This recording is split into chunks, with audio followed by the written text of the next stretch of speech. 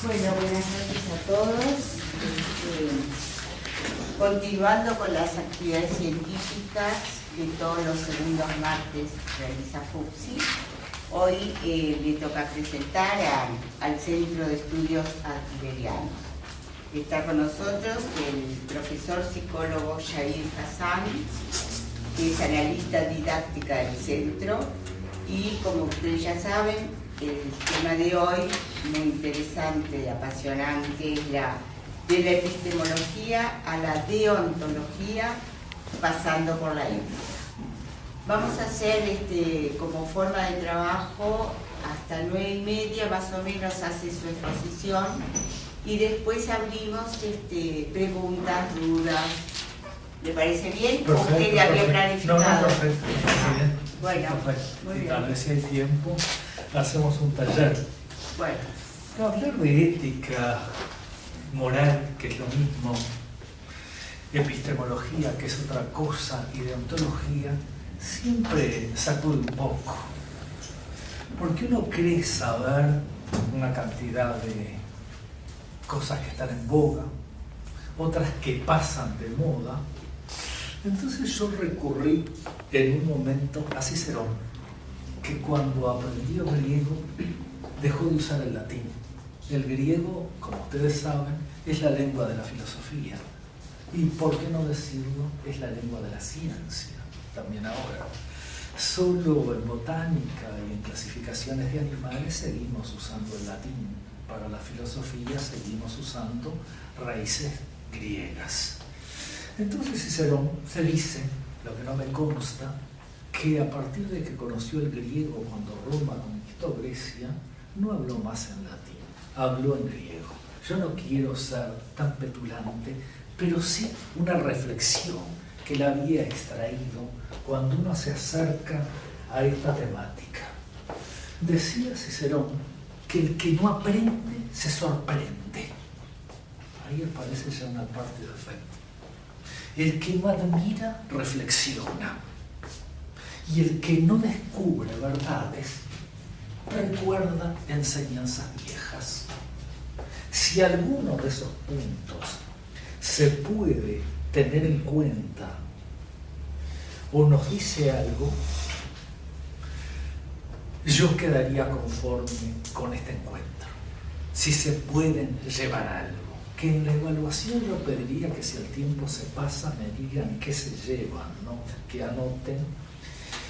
Y me baso en dos autores que me han marcado a lo largo de mi vida, que paradójicamente no son psicólogos, ni son filósofos, son críticos literarios.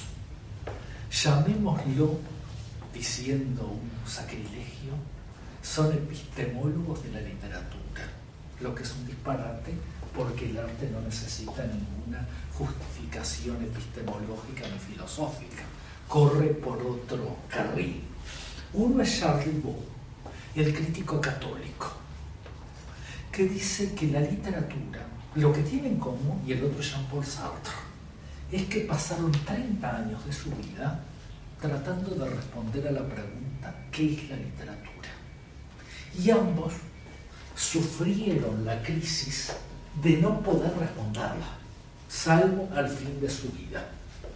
Charles Baud decía que la literatura es el encuentro atemporal de dos almas.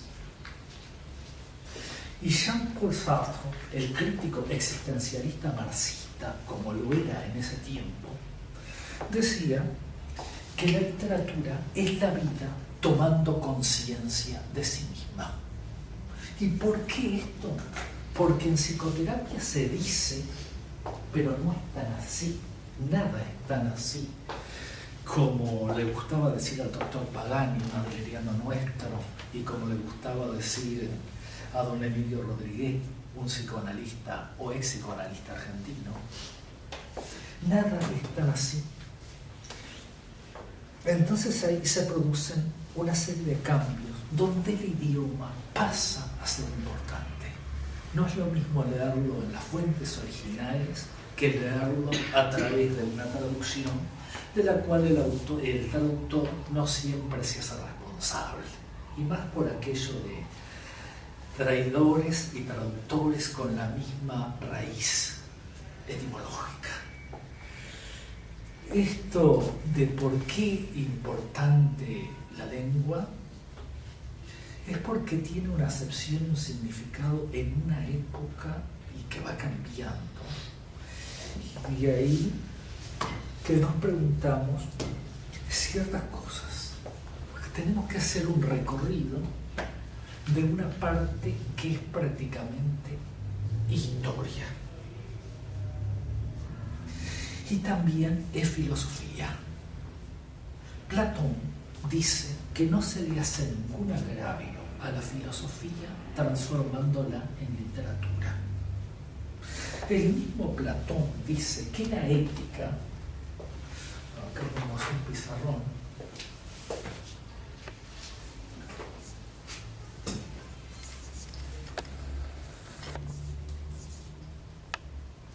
con un espíritu áspero grave, eficaz. ¿Alguien sabe griego? Que haya ido a lo menos. Entonces vamos a escribirlo con caracteres latinos. Vieron que en general lo pronunciamos mal. Acá ya no usamos espíritus. El griego no tenía acento, tenía espíritu. Es un espíritu grave que no suena. El francés todavía lo conserva. Esta es una eta y esta es una zeta. Entonces sería eficaz. ¿Qué significa? Costumbre. Lo que se acostumbra. Aristóteles lo dice muy claro. Ética, lo que hace bien al patrón. Eso es ética. Lo que favorece a los ricos. Eso viene a evolucionar a través de otros filósofos. Aristóteles es el filósofo más reaccionario de toda Grecia. Tal vez sea un genio, no tengo ninguna duda, pero es el más conservador. En ningún filósofo griego hay una justificación de la esclavitud, salvo en Aristóteles. Bueno, esta ética tiene una contrapartida como moral, que parece que es distinto, que viene de moris, que también significa costumbre. Lo que es costumbre, por ejemplo, en un lugar, es lo que está bien. Si yo vivo en un edificio de apartamentos y me ponen la radio alta y no me dejan dormir, no me dejan estudiar, lo lógico es que yo llame por teléfono, le toque timbre muy educadamente. Si vivo en otros contextos, lo natural es que le mate el perro, se lo cuelgue en el alambrado y entonces le avise que la radio me está molestando. Primero tiene que ir la parte disuasiva. Bueno, eso no se asusten porque pasa con determinados gobiernos, con guerras preventivas y con que había determinadas armas atómicas en un lugar o que contaminaban y después no aparecieron y no se piden ni disculpas, ¿no? Eso es lo de menos. Entonces, en este momento histórico, no es la ciencia versus otras ciencias lo que nos está preocupando, sino la ciencia versus el pensamiento mágico. Que el pensamiento mágico nunca se puede abolir, siempre va a haber una parte que esté viviendo o radicando en nosotros. Esto tiene un nombre en la actualidad que corresponde decirlo. Son las famosas terapias o medicinas alternativas, las que no tienen un fundamento epistemológico. También es magia o empírico. Si yo no conozco, por ejemplo, cómo funciona bien, se me traba en un momento la laptop y empiezo a golpearla, la golpeo como una radio vieja, como un televisor, y en un momento empieza a funcionar, pero empieza a funcionar no sé por qué. Yo no puedo explicar la causa por la que funcionó. Entonces estoy haciendo magia. Entonces hay una tríada de la magia y la ciencia, que son 4 puntos en realidad, ¿no? Entonces vamos a poner la magia y la ciencia. Vamos a hacer ya haciendo un esquema. Cuando se me deforme la letra que se vuelva ilegible, ustedes me avisan. Y cuando el discurso también se me vuelva impenetrable, porque hable muy rápido o hable poco claro, también me avisan. Entonces veamos los signos del discurso. Primero, discurso, signos. Y el discurso es lo que surge del discurrir, que es una actividad mental. No necesariamente tiene por qué ser hablado. Hay un discurso interno. Entonces los signos del discurso en la... Perdón. Acá está. Magia y ciencia. Para ponerlo acá. Magia y ciencia.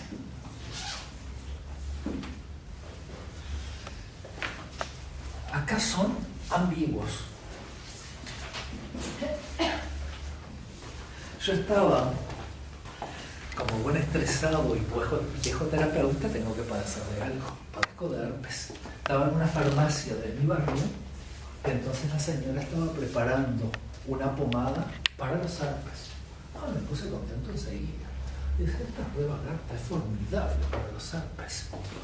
Y me puse contento, ya se me alegró el bolsillo, porque digo, bueno, no voy a tener que comprarla, saben que los antiherpéticos son carísimos. Y me dice, esta pomada sirve para todo. Para los herpes, para las verrugas, para otras irritaciones. Bueno, ahí ya se me vino abajo. Si sirve para todo, quiere decir que probablemente no sirva para nada. Entonces, ahí está la ambigüedad. ¿Y en la ciencia cómo tiene que hacer para restringir la ambigüedad? ¿Qué contraste puede tener? ¿Cómo es el lenguaje del discurso científico? No se escucha. En vez de ambiguo, lo contrario. ¿Cómo? La certeza. Más o menos. Es preciso. Es cerca. Que eso es lo que se llama hablar con propiedad, que es darle significado a las acepciones que tienen. Por ejemplo, eso es una puerta. Pero la llamamos ventana, porque si estuviera en la calle, yo salgo caminando diciendo de que es una puerta y no veo que ahí está la calle, considerando que es una puerta. Y si es una ventana, sé que me frena porque habitualmente no se sale por la ventana, salvo que uno esté en alguna situación medianamente clandestina. Ahora, las categorías de relación, es el punto 2. Relación, categorías.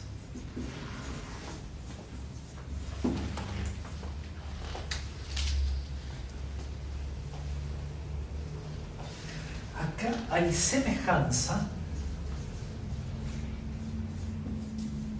contacto, que ahí viene el cumberlandismo. El inconsciente procede así. Fulano es bueno porque es rubio y tiene tal apellido.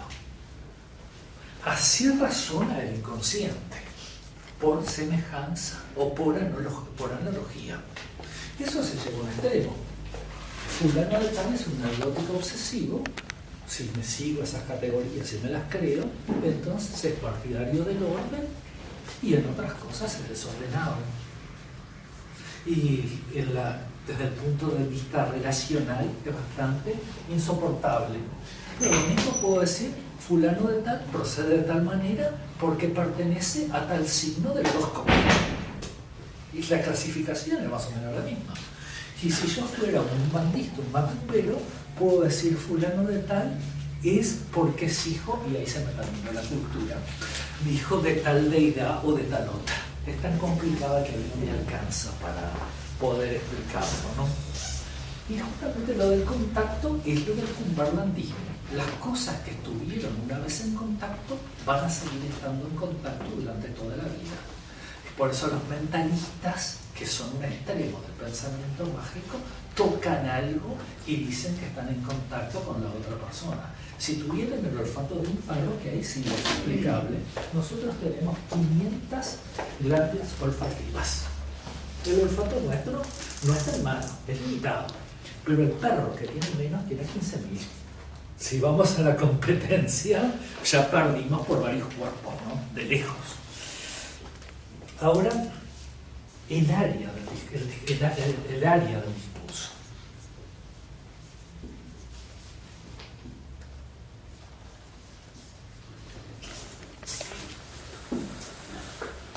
¿Cómo se mueve? En la magia es universal, sirve para todo, como la pomada de la señora.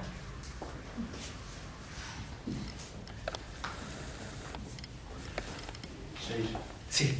La relación de categorías en la ciencia. En la ciencia. Perfecto. Este es preciso y en el otro tiene identidad y diferenciación.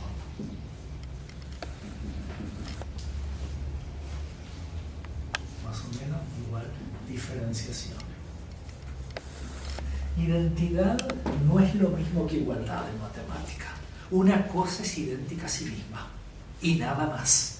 Es lo mismo que el estilo de vida nuestro. El término idéntico en matemáticas se reserva para A y no para B ni para C. Y lo otro puede tener analogías. Esta es totalidad. Mientras que acá es universal, es decir, sirve para todo como la pomada de la señora de la farmacia. Acá, en este otro lugar, hay niveles de diferenciación.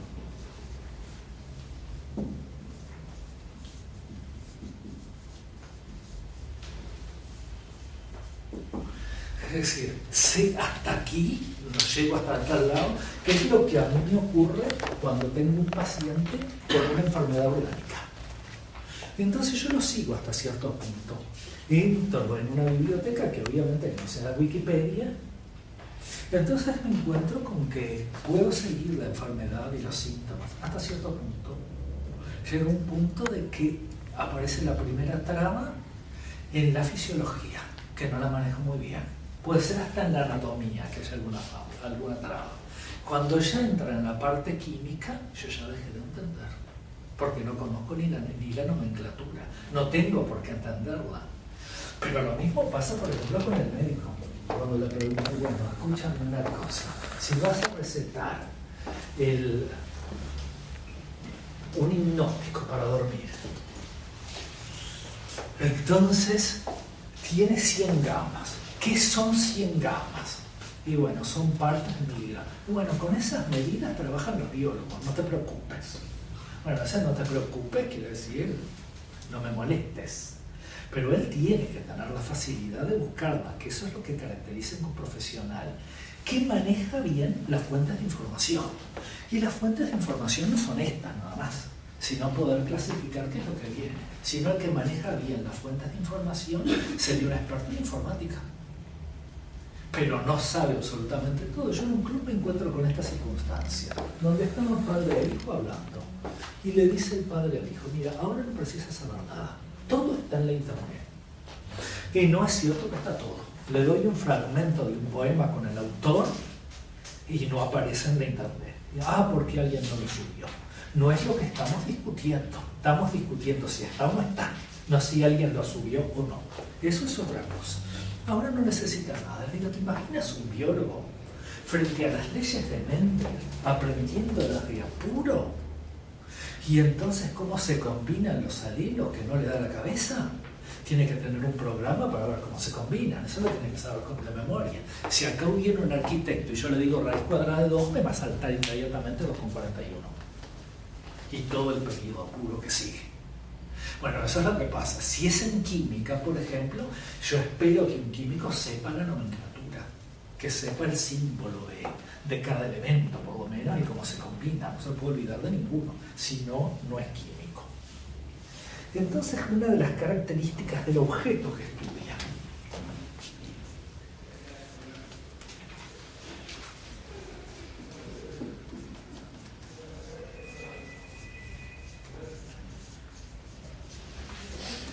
Esto es importante porque el objeto es lo que nos obstaculiza, lo que nos pone óbice a nuestra marcha.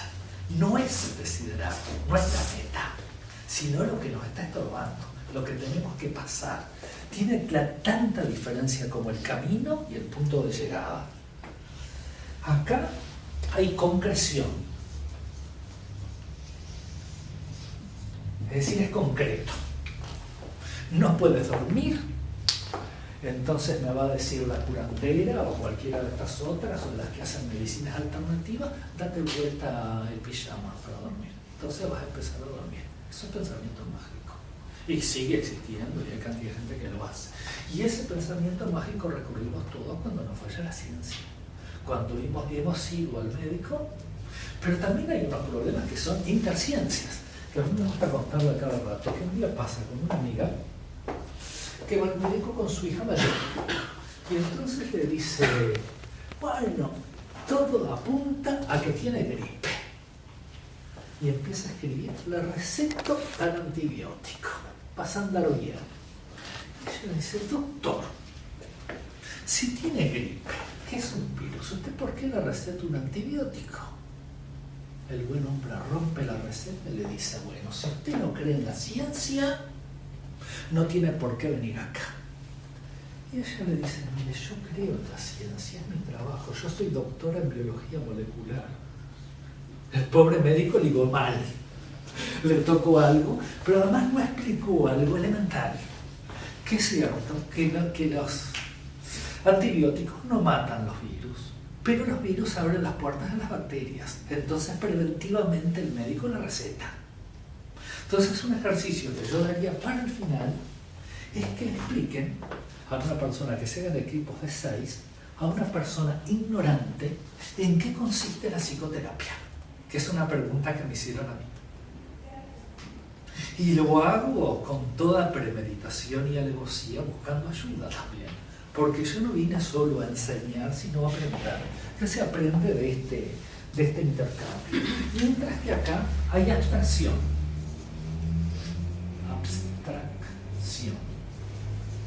Abstracto. La etapa del pensamiento abstracto es cuando yo puedo prescindir de lo concreto y ver las características esenciales de un objeto.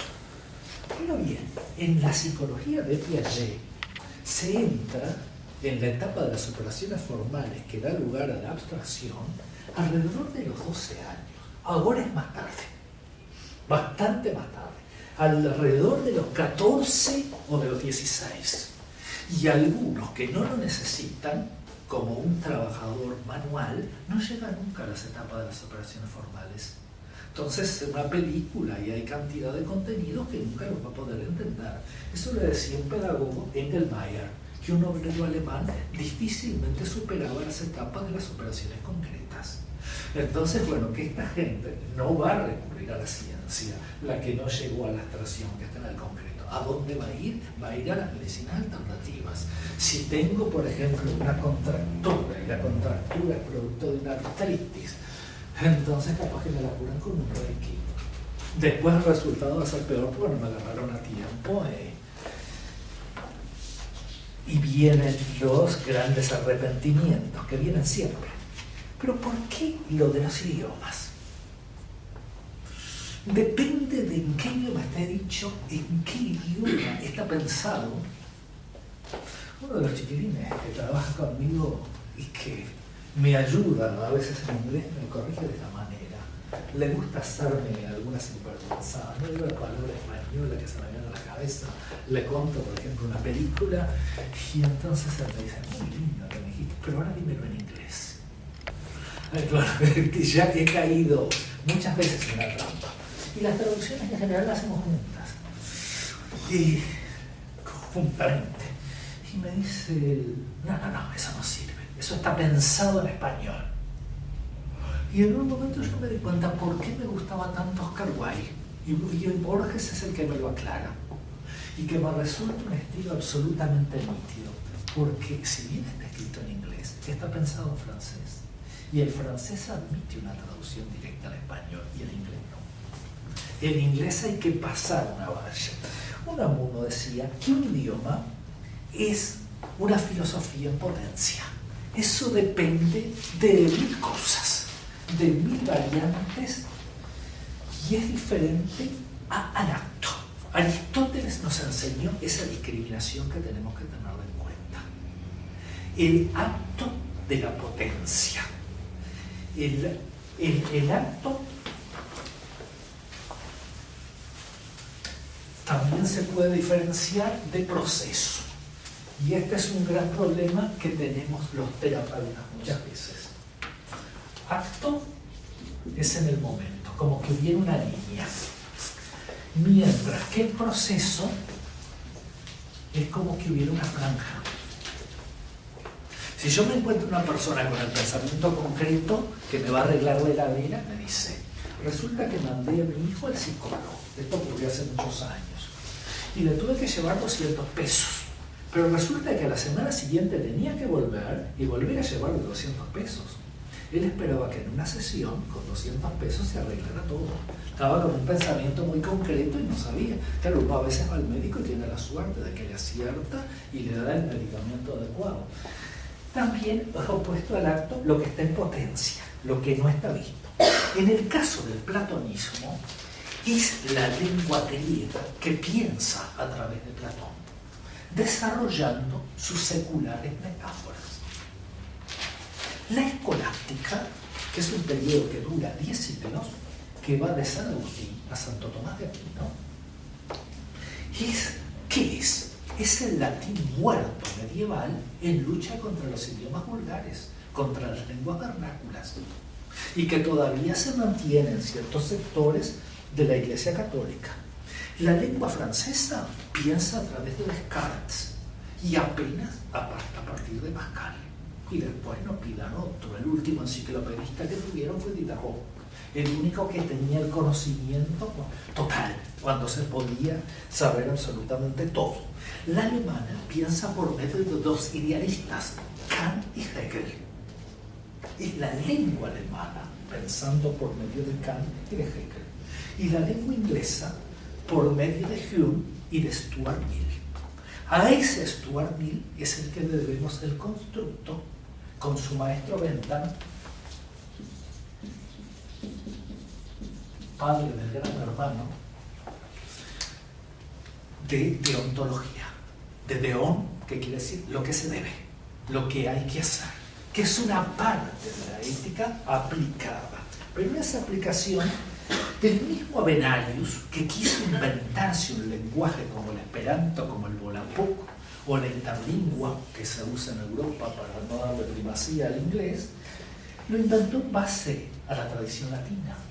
Lengua que en sus fuerzas metafóricas llevan en sí todo un contenido de experiencia impura, es decir, de experiencia social humana. Ese constructo para mí es sumamente importante, porque el fundamento de nuestra teoría, y estoy hablando de la psicología individual o psicología adleriana comparada, no es biológico ni psicológico. ¿Qué es? Es social, justamente, porque estudia al hombre en relación. No existe el hombre solo, el hombre aislado. Es decir, desde el principio es una psicología comparada y psicología social. La epistemología ha traído unos cambios producto a veces de la tecnología. A mí me gusta decirle, por ejemplo, a los muchachos, cuando ves un libro, miras, por ejemplo, la fecha de la edición y si es de ciencias, hay un punto que tienes que fijarte, si es anterior o posterior a la aparición de las computadoras. Lo mismo que en la edad.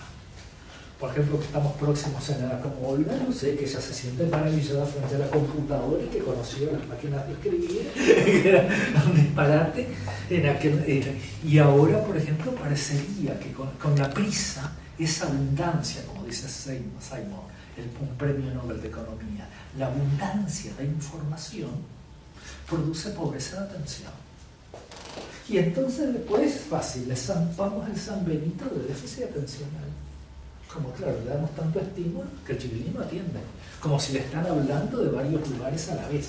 Eso que los machistas le atribuyen a las mujeres, que pueden seguir varias conversaciones y hasta los fundamentan diciendo que por la maternidad tienen que estar amamantando y a la vez por estar escuchando. Y desde luego, eso aunque no podemos.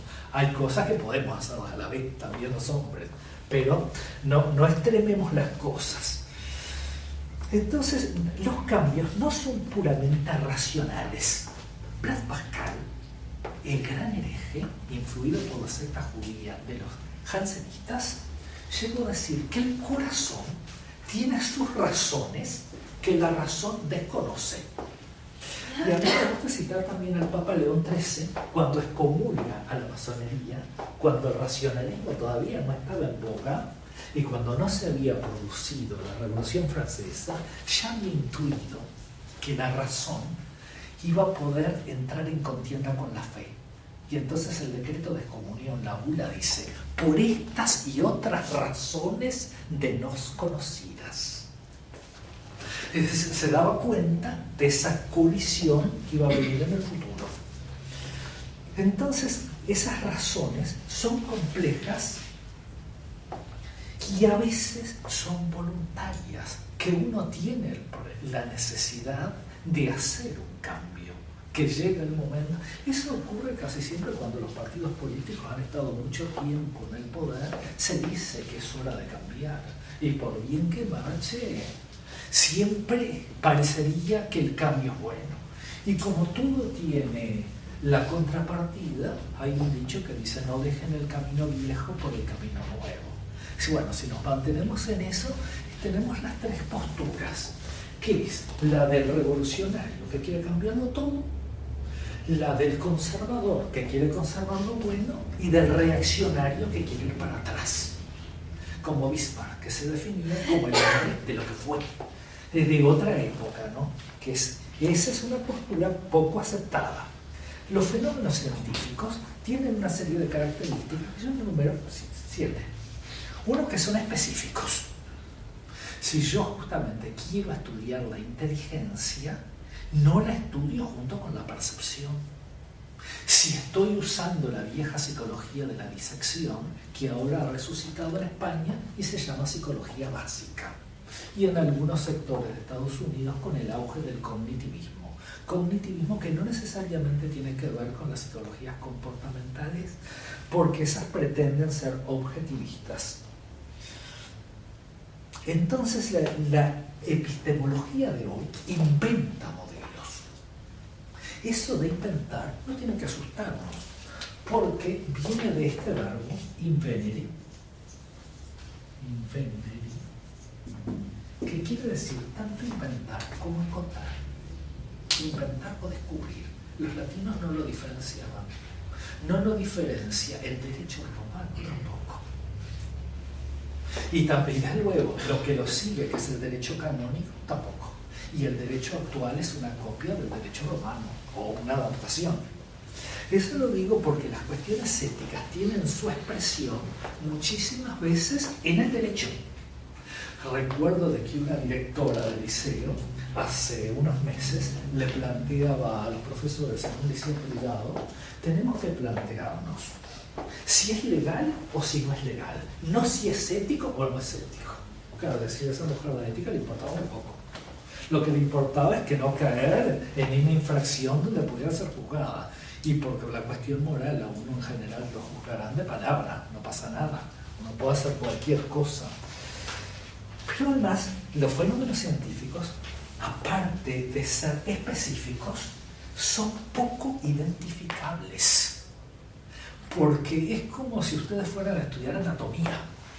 Cuando la ven en los libros, es precioso, porque están separados los músculos, las arterias, las venas, los tendones, los huesos, la sangre. Pero cuando ustedes ven un cadáver, es un montón de grasa y está todo junto.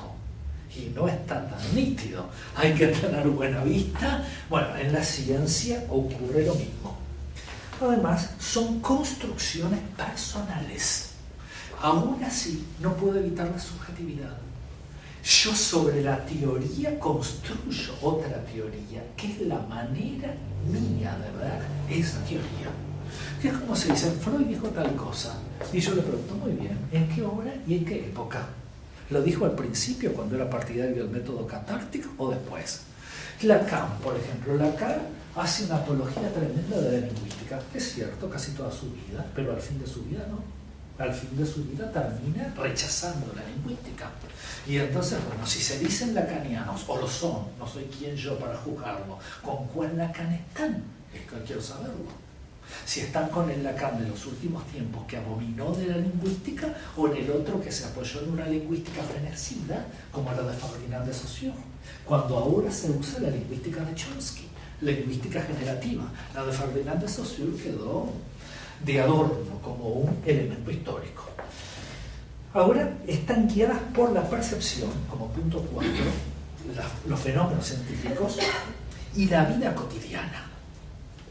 Lo que yo percibo, la percepción es la sensación más la concepción del mundo y lo que yo vivo cada día. Si yo vivo cada día en un ambiente de violencia, no me va a asustar ni me va a sorprender que una persona grite. Pero si vengo de un ambiente pacifista, donde determinados grupos tienen como un culto, como tenían los charrúas, de no levantar la voz, entonces se va a ver sorprendido cuando alguien grite. Esa es la importancia, como dice Ortega, soy yo y mi circunstancia. ¿Cuál es mi circunstancia? Lo que en realidad nos llamamos el contexto. A ver de dónde viene.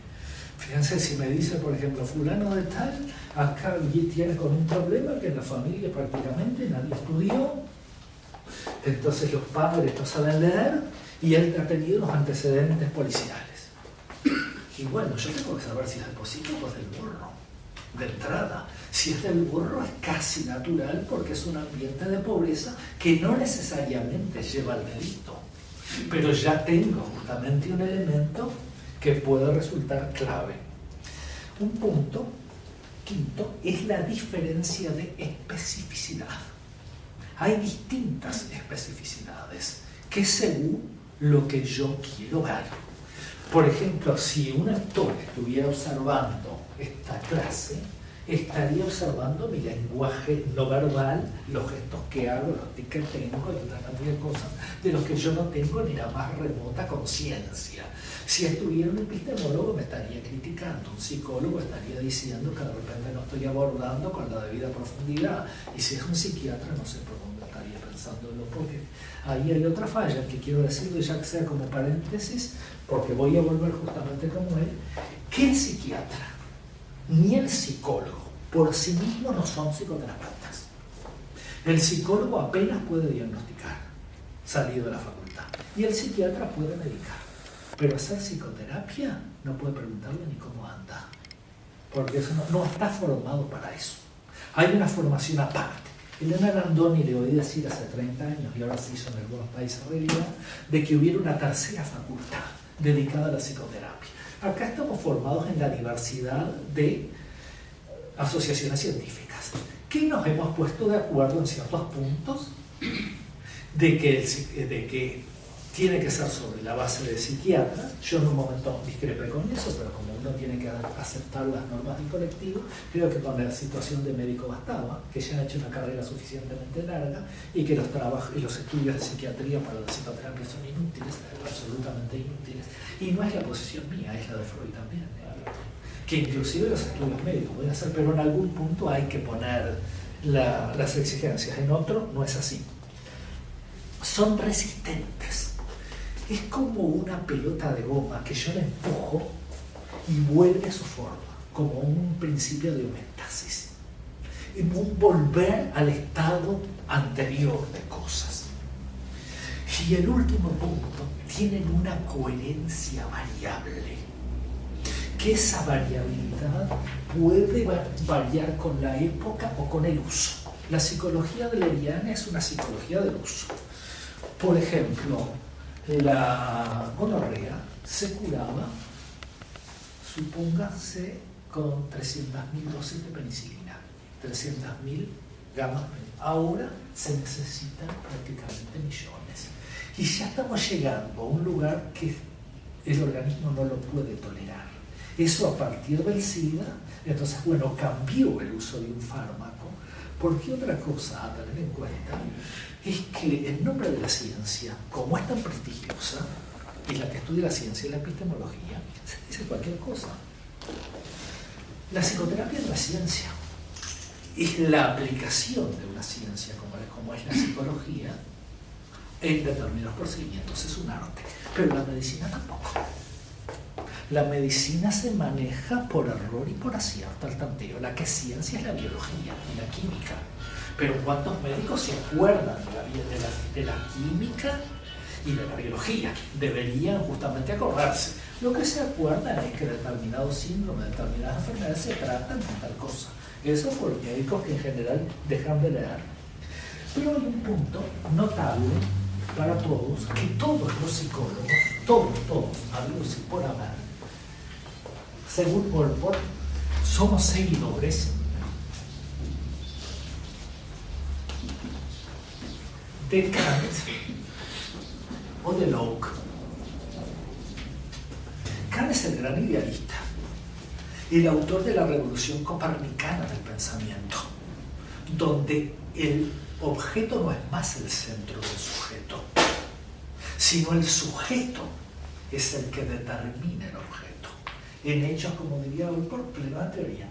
Locke, que era demócrata y bastante fascistoide, llegaba a decir que las democracias no matan monstruos, no matan gente, sino monstruos antidemocráticos. Esto para justificar la pena de muerte en Inglaterra y en Estados Unidos, países sobre los cuales él influyó. Vamos a ver cómo viene. De estos son seguidores casi todas las psicologías profundas. De Locke son seguidores los empiristas o los objetivistas. No voy a nombrar a ninguna corriente en especial para que no me tiren con nada. Yo de paso evito algún lío. Y entre esos dos, Bachelard encontró un obstáculo epistemofílico. Pero Bachelard es un problema, como ha ocurrido muchas veces en el psicoanálisis, que no hay epistemólogos venidos. Es decir, epistemólogos que justifiquen el psicoanálisis venidos de la epistemología no existen. Sí existen psicoanalistas que se han dado un baño ligero de epistemología y han hablado a favor del psicoanálisis. Y lo mismo ocurre a veces con otras corrientes, pero ahí es donde es más notorio. Bachelard habla del conocimiento inmediato. No es la ciencia infusa, esa que se sabe sin aprenderse, o como ahora en el pensamiento mágico de las terapias alternativas, donde vienen y le dicen a una persona este cuento. No, lo que ocurre es que tú viviste en otra época. Si yo no puedo asumir la responsabilidad de mi propia vida, que es corta, incierta y precaria, todavía me colocan encima el fardo de existencias pasadas, me vuelvo loco del todo. Pero claro, como tiene enseguida el antídoto que en las existencias pasadas me fue mejor, que fui un rey o alguna cosa, ahora estoy pagando todo lo malo que hice en otra época. Es la vieja idea hindú de la reencarnación, en la que creen miles de personas. Pero vieron que crean miles de personas no da ninguna pauta de certeza. Ortega decía que si las democracias tuvieran un poco de buen sentido, llevarían al poder al partido que perdió las elecciones. Porque las mayorías, por definición, están equivocadas. Es un dato a tener en cuenta, ¿no? Entonces es empírico el conocimiento inmediato, pero también implica un arrepentimiento intelectual. El conocimiento y la sexualidad están unidos desde el Génesis. En el Génesis, para decir que no conoció varón, decía que era virgen, que no había copulado. Lo conoció, copular y conocimiento eran sinónimos en la lengua hebrea, que por eso es necesario. Hay un arrepentimiento y hay un conocimiento del mal adquirido. Y entonces el arrepentimiento me llama a repararlo o cambiarlo. El arrepentimiento crónico, y en eso están de acuerdo todos los moralistas, es dañino, porque uno pasa en una postura masoquista. Pero además hay otro punto, que es imposible partir de cero. Si yo voy a observar, por ejemplo, esta mesa y nunca lo hubiera visto, lo observo desde una teoría, no la descreo.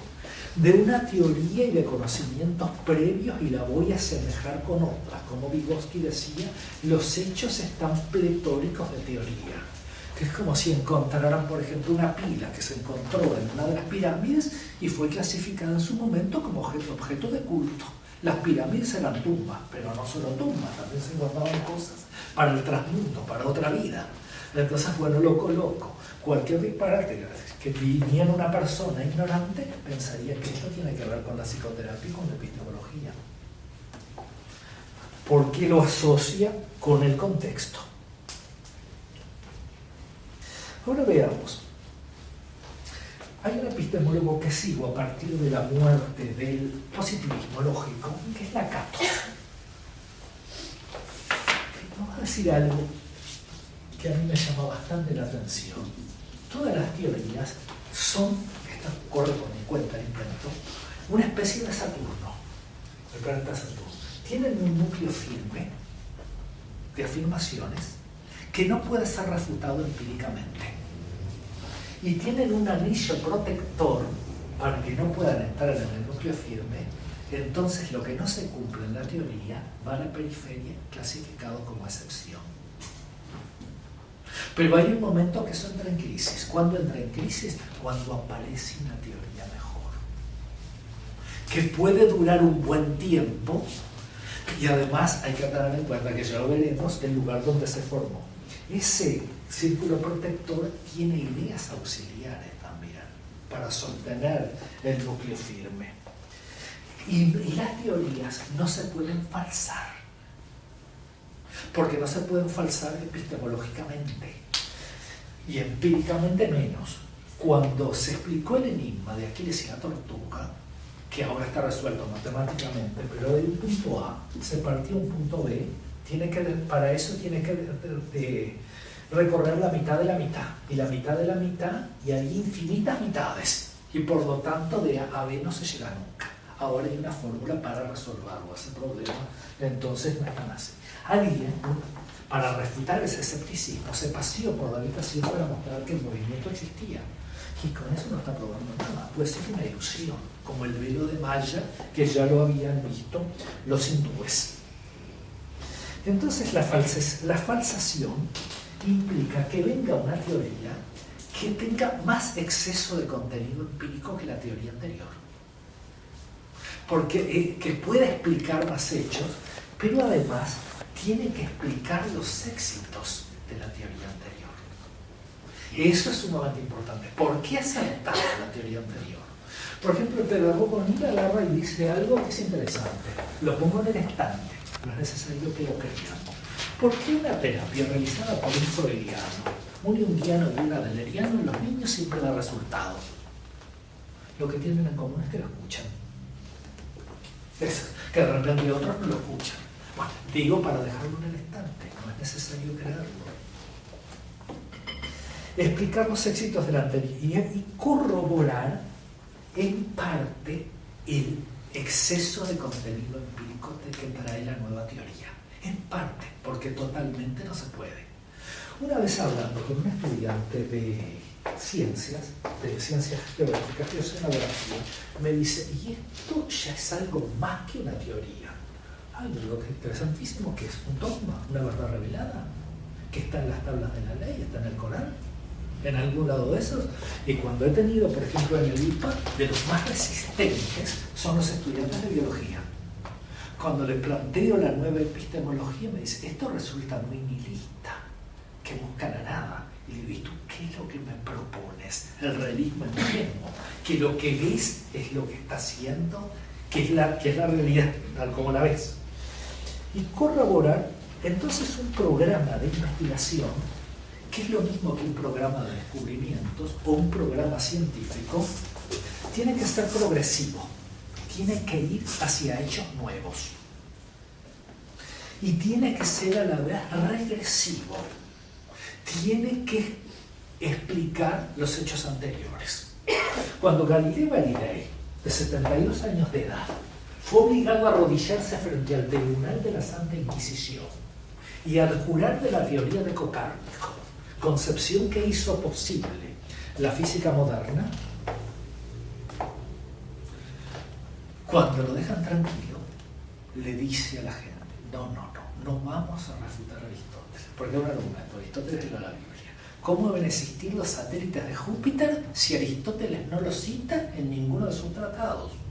Si una mujer estaba embarazada, se fijaban en el tratado de la somática de Aristóteles y entonces si estaban los síntomas ahí, estaba embarazada.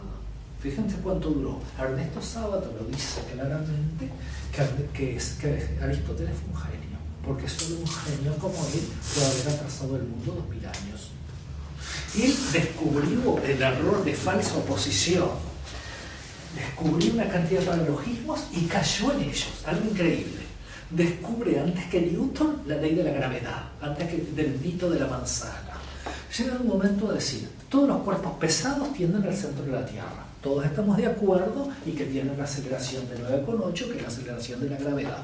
Hasta ahí va todo bien. Pero la gente un poquito más. Luego la Tierra es el centro del universo. Y eso lo hizo durar 2000 años, 20 siglos. Tenía que ser una buena cabeza para poder convencer a la gente de ese error. Y bueno, contra eso se rebeló Copérnico y después Galileo. Y entonces se muestra la teoría de reducción al absurdo. Primero tratar de probar que las teorías de Aristóteles son verdaderas. Ese es el punto.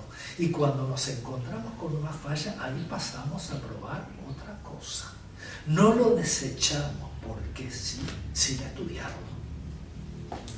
Si no entramos en una postura que es la contraria al fundamentalismo, que todo está escrito, que yo la llamaría fundacional o fundacionalista, que aparece un nuevo partido o alguna cosa y a partir de ese lo va a hacer todo.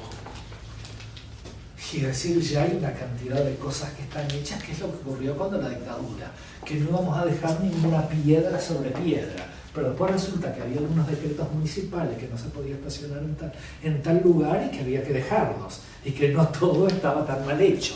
Si caía toda la legislación, se entraba en un caos. Tenía que ser gradual. Pero claro, pasa a ser gradual hasta el momento en que uno la necesita. Y ahí cuando la necesita hay un problema.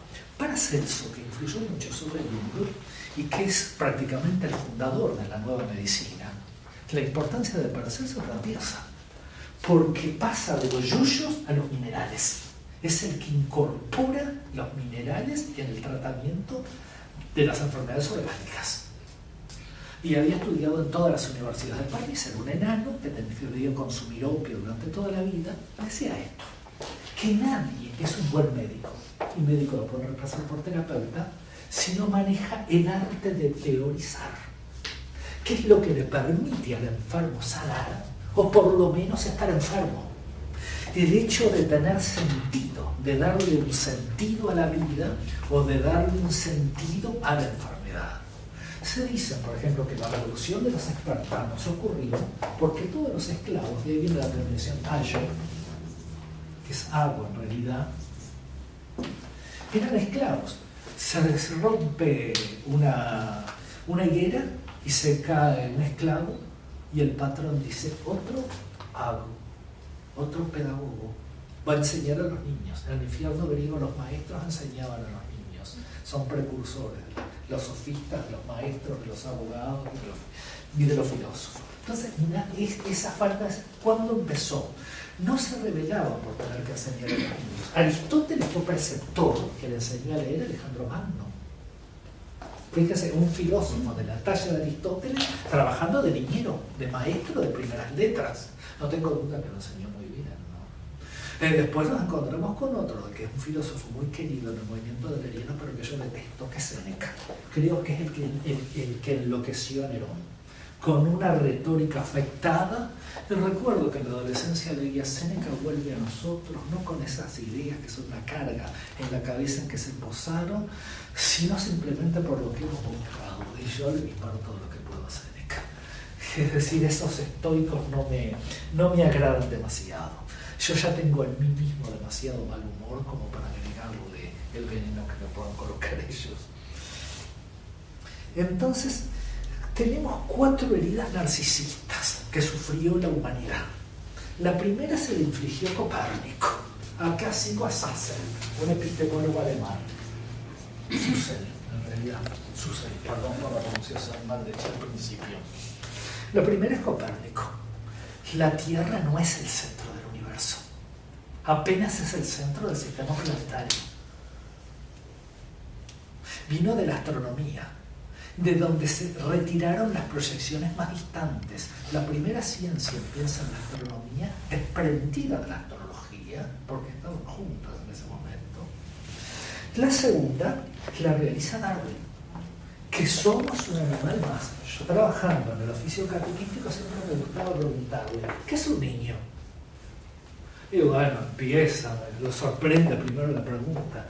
¿Y no es un animalito? Le pregunto, entre otras cosas. Y dice, no. ¿Y cómo no va a ser un animalito? ¿Qué somos nosotros? Que tenemos tanta diferencia con los animales. Son muchas más las semejanzas que las diferencias. Somos animales mal llamados animales racionales. Pero recién formamos parte de los grandes primates. Brunner, uno de los más importantes psicólogos de nuestro tiempo, es primatólogo, y de entre los primates estamos nosotros. Tenemos 98% de genes de chimpancés.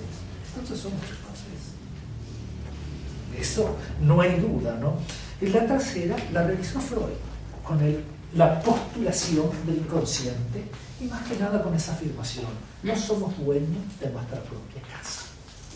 Olvidamos lo que queremos olvidar, pero como obedece a un deseo, y un deseo del cual yo no tengo la responsabilidad, no tengo conciencia. Y la cuarta herida la realizan los epistemólogos: la relatividad de la ciencia. Lo que es verdad hoy, mañana no lo es. Lo que es útil, mañana no lo es. Dreyfus decía, citando a Fajida, que la ciencia es el error más útil. Y Paul Valéry, el poeta, que piensan antes que los filósofos, aunque son contemporáneos, decía que los hombres se han acostumbrado a considerar todo conocimiento como transitorio. Lo que hoy digo, mañana va a ser diferente, porque van a cambiar la cantidad de cosas. Lo mismo decía Lenin cuando hablaba que era un seguidor de Locke, y hablaba del podrido idealismo, y que vemos las cosas tal cual son y que los sentidos no nos engañan. Ahora nos damos cuenta que las medidas son todas relativas. Una, por la constitución de la materia, y las dos que dan a nuestros sentidos. Los sentidos no nos dan para ver todo. Por ejemplo, del mismo modo que una ameba que esté en una laguna no se da cuenta de la existencia de un elefante, y un elefante tampoco ve a la ameba. Se están ignorando y comparten el mismo ecosistema. Y acá lo estaremos compartiendo con información y otra cantidad de cosas de las cuales no tengamos ninguna idea particular. Pero veamos, una de las características de la ciencia era la reducción y la causalidad. Y ese fue un mito fascinante pero inexacto, donde algún mente positivista del siglo XVIII, Freud fue el último gran científico con mente positivista del siglo XVIII. Entonces se basó en la causalidad, que en griego es aitía, que quiere decir responsabilidad, culpabilidad. ¿Quién es el culpable? Que empieza con la ley, viene de la ley criminal. Eso se ve ahora como un mito fascinante, pero inexacto. En física cuántica no rige más la causalidad. Se rige por el principio de incertidumbre de Heisenberg. Y la transferencia es un fenómeno prácticamente cuántico al que se debe aplicar el principio de incertidumbre. Y por lo tanto el sistema epistemológico que lo sustentó se desmoronó. Entonces había otras cosas. La ciencia era capaz de predecir, o puede predecir, tiene que tener esa sensación. Mendeleev, cuando creó la tabla periódica de los elementos, vio al final lo que llamó las tierras raras y calculó el peso atómico que debían contener y la valencia y algunas de las características, pero nunca lo vio.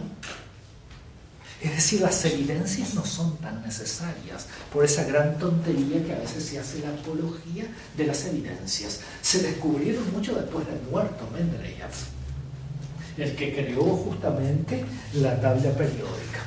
Pero además de la experimentación también es una gran tontería. ¿Por qué no experimentan en astronomía? Ni los Estados Unidos, con su gran potencia, ¿por qué no se volaron la luna y las escalas sobre Corea del Norte?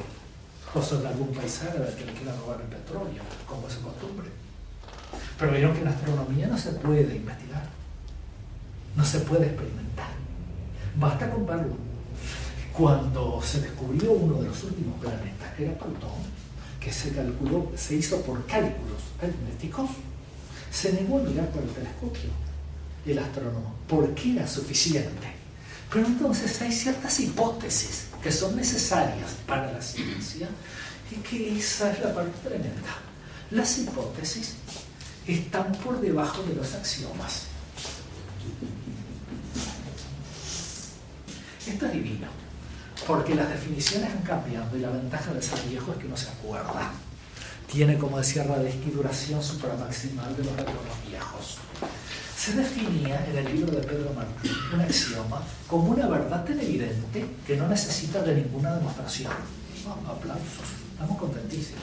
Pero si empezamos a investigar científicamente, nos encontramos con algo extra que no se puede demostrar. Y de que no se pueda a que no se necesite, hay diferencia bastante grande. Entonces nos ponemos de acuerdo, como me gusta citar, en la época escolástica, los filósofos discutían y usaban la palabra concedo. Y ese concedo no significaba estoy de acuerdo. Te acepto, por ejemplo, que exista el grado cero, que no existe en física, porque siempre pueden retirar temperatura para poder seguir discutiendo. Nos ponemos de acuerdo en algunos puntos o le damos tal acepción, a eso lo llamamos puerta si quieren, para no llamarlo ventana, y seguimos hablando para tener un lenguaje común. Bueno, eso y nada más es el DSM-5, para que puedan dialogar con distintas corrientes. No es una clasificación de por vida, sino es una maldición ad eterno. Y no hay que darle un uso extra del que se le pretendió dar en el principio. En la microfísica tampoco. Pero nos encontramos con otro problema. La física y la química son separables a niveles muy bajos de abstracción, como el que se da en secundaria, que cada día es más bajo. Después se habla de fisicoquímica, que ya es bastante más complicada, o bioquímica, cuando está combinada en el intersticio de otras disciplinas. Entonces, Ortega se planteaba esto, de lo contrario del generalista es el especialista. Ya no hay hombre que pueda saber todo. ¿Y qué es un especialista? Es un hombre que en su campo de saber, en su disciplina, es un sabio. Pero como tiene que dedicarle tanto tiempo a su disciplina, va a ignorar todo el resto de disciplinas. Entonces, por un lado es un sabio y por el otro es un ignorante. Convengamos con Chedo, que es un sabio ignorante. Cosa extremadamente grave, porque con respecto a lo que no sabe, se va a expresar con petulancia como si supiera. Yo recuerdo cuando era adolescente, me operaron de apendicitis, fue a visitarme el escribano del pueblo, y entonces opinó que muchas veces cosas que uno le atribuía al hígado eran del estómago. Claro, como tenía un título universitario, el escribano también sabía de biología en el imaginario social, y de biología capaz que sabía menos que yo. No tiene por qué saberlo. Después uno se encuentra con el mismo derecho, que a mí me pasó por la actividad de ser docente, y tener algún pleito con el códice y defenderme solo y perderlo justamente un abogado también, y yo no saber que es un universo, el del derecho administrativo, y otros derechos son otros universos. Entonces un abogado que sabe una cosa no sabe de la otra. Entonces, bueno, ahí tenemos el sabio ignorante que se va a expresar con petulancia sobre las cuestiones que estén fuera de su porciúncula de universo. Ahora veamos que siempre recurrimos a científicos occidentales para explicar la epistemología y para llegar a la teología. Yo ahora me voy a basar en Gladstone, alguien que viene del budismo zen, de la equidad, del aquí y ahora, y que ellos también tienen algo que enseñarnos. Su obra se llama Vivir y Aprender, haciendo una parafrasea del dicho latino primus vivere, deinde filosofare. Primero vivir, después filosofar. Entonces, ¿qué dice que son las teorías? Todas las teorías. Con el profesor Fatone ya hace años le oí decir que un riesgo era confundir los esquemas con la realidad misma. Si yo me hice un esquema, un paralelo de la ciencia, ese paralelo no es la realidad. Es como yo la imaginé, otros se la imaginaron, y yo lo repito. Vi una experiencia de una señora que era muy quinielera y que mandaba a jugar al almacén para que lo copiaran cuando se anotaba, cuando no estaban las máquinas que tipean como ahora a mano con papel carbónico, en el almacén del Gordo Martínez, Entonces el día decía, acerté en todo. ¿Y qué estaba mirando? En lugar de mirar la lista, lo que ella había mandado a anotar con lo que había salido. Entonces había acertado en todo. Se había equivocado de esquema, cosa que es natural. Entonces, ¿qué es una teoría como punto A? Es una descripción. Para hacerla más sencilla, más simple. Yo no puedo abarcar todo de una vez, tengo que simplificarlo, tengo que hacer más fácil, como el principio didáctico de Stoker, de lo conocido a lo desconocido. O ahora con Ausubel que dicen, pártase de lo que el alumno sabe y enséñase a partir de ahí. Pues, se lo digo a los profesores de didáctica y saltan como saco de goma, porque digo, ¿dónde está la diferencia? Y no la veo tan clara. Es decir, hay 50 años de desfasaje, están usando otras palabras, pero el contenido es el mismo. Que entonces, como un dibujo, como el lenguaje del ADN, son dibujos y metáforas. Dos son, vamos a poner, son convenciones. Justamente como los mapas.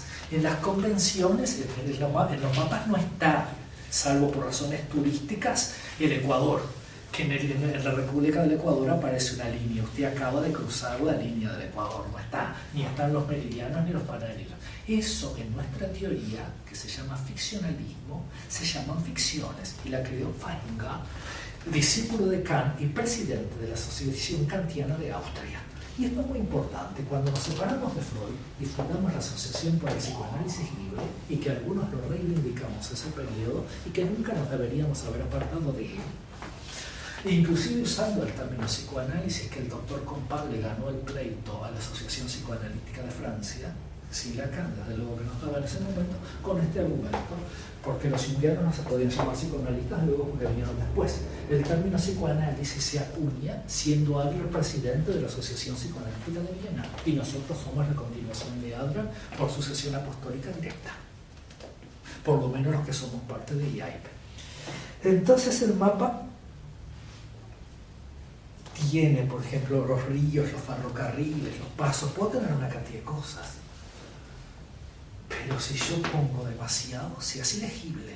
Fíjense un plano de Montevideo que tenga, aparte de los nombres de las calles, las elevaciones, las calles que tengan semáforos, que sean completos, necesitaría varios mapas porque si no, no lo alcanzo a leer. No se puede marcar todo. Ahora, C. Una teoría depende de lo que se quiera hacer con ella, lo que quiere examinar. De ahí viene la teoría de los constructos personales después. El psicoanálisis fue hecho para estudiar la sexualidad. ¿Y por qué? Porque era lo más reprimido en ese tiempo. Se enfrentaban las patas de los pianos en la época victoriana porque eran obscenos. La ropa interior, underwear, en inglés no tiene nombre, salvo esa ropa interior. Y pasaba otra cosa, donde Freud le dice a uno de los estudiantes, cuando va a la Harvard University, en Estados Unidos, dice, reprimir las pulsiones sexuales produce una neurosis, ¿qué es lo que tenemos que hacer con ella? Freud se pone pensativo un rato y le dice, sean abstinentes, pero bajo protesta. Me imagino la silbatina que se llevaría ahora, si lo dijera, en cualquier universidad de acá. Se podría salvar en algún país islámico únicamente. En el resto, la quema, en el lenguaje actual, ¿no? Pero las teorías depende de lo que consideren. Empecé convenciones C, considere, vamos a poner, ¿qué es lo que considera? En un momento consideraba la sexualidad porque ese era uno de los principales problemas. Ahora aparece Viagra y ustedes ven, por ejemplo, en Argentina, un estudio de hace 10 años atrás, el principal motivo de consulta era el problema laboral.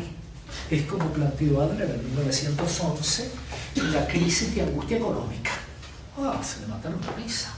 Es como un problema económico iba a provocar angustia. Eso no existía. Angustia te provoca un sentimiento por una sexualidad no llevada a cabo. Ahora no se ríe nadie de eso.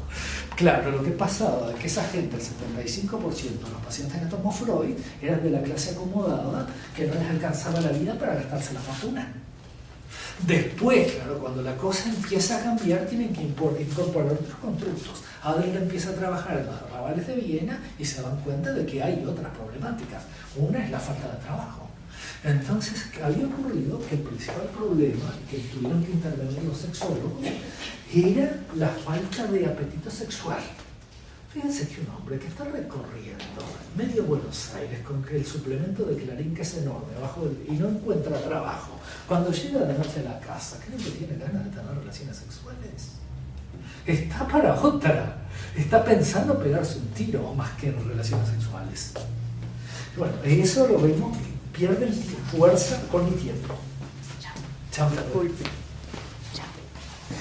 Por ejemplo, y van cambiando. Y es estas cosas como el fenómeno de la luz. La luz puede tratarse como onda o como corpúsculo. La misma luz a veces tengo que aplicarla por la teoría ondulatoria, como que la materia no existiera, y otra como corpúsculos, como cuerpos que se mueven. Para algunos momentos es necesaria una, para otros momentos es necesaria otra. Dos teorías contrapuestas, pero que las puedo usar. Después la vamos a ver con el principio de complementariedad. Punto F, me dice el Teo, son irrefutables. Es que pierden fuerza con el tiempo, ¿no? Debilitan. Y claro, se van debilitando porque, fíjense, en la época de Freud, que duró más o menos hasta los 60, estaba todavía en boga el tabú de la virginidad. Y Freud ahí estuvo muy acertado, que con respecto al sexo y el dinero todo el mundo miente. Ahora, por ejemplo, si encuentran a una muchacha que está en una facultad y tenga 27 años y diga que es virgen, puede ser objeto de burlas. Que en otro momento se la calificaría de prostituta si hubiera tenido relaciones sexuales con el marido. Eso es lo que hizo Freud. No le permitió a su mujer, en la biografía de Johnson, puede encontrar que fuera a visitar a una amiga porque antes de casarse tuvo relaciones sexuales con el marido. Es decir, Freud también era producto de una época. Y es que el hombre no puede escapar a su época. Algunos se adelantan, y los que se adelantan pagan un precio. Él en algunos aspectos se adelantó. Entonces son irrefutables.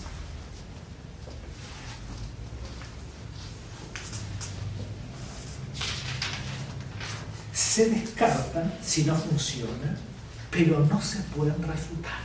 Se abandonan, se dejan en el olvido.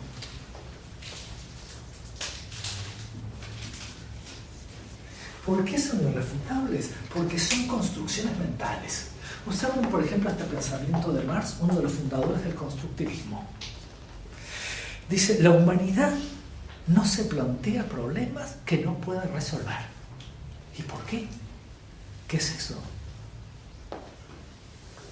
Todos los problemas, dice Marx en otra parte, vienen con la solución. ¿Ven? ¿Por qué? Pregunta ahora que me contesta.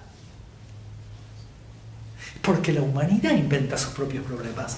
Entonces inventa la solución, que es como los hombres que crean virus. El que crea el virus ya crea el antivirus, y ahí tiene negocio. Ahora con el virus del ébola que están tratando de hacer otro negocio, que antes lo tenía el SIDA. Son siempre incompletas, porque no pueden explicarlo todo.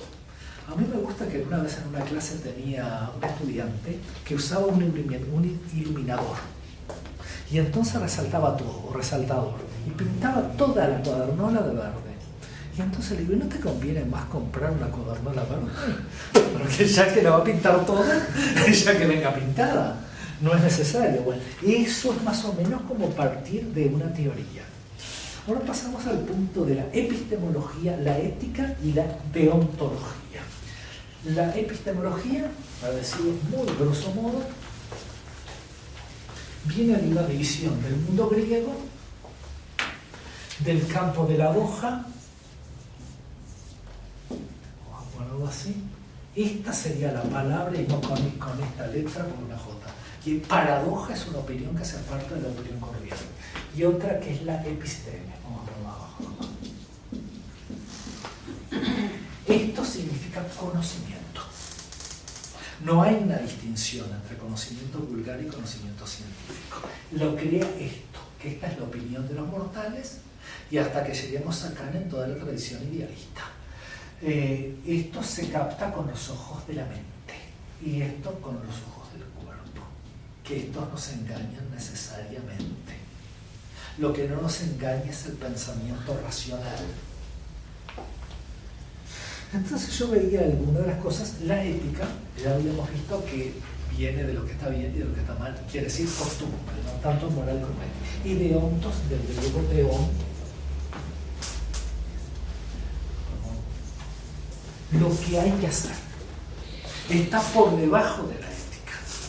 Un estudiante de medicina un día me pregunta, que ya estaba por recibirse, ¿sabes algo de deontología? Le digo algo.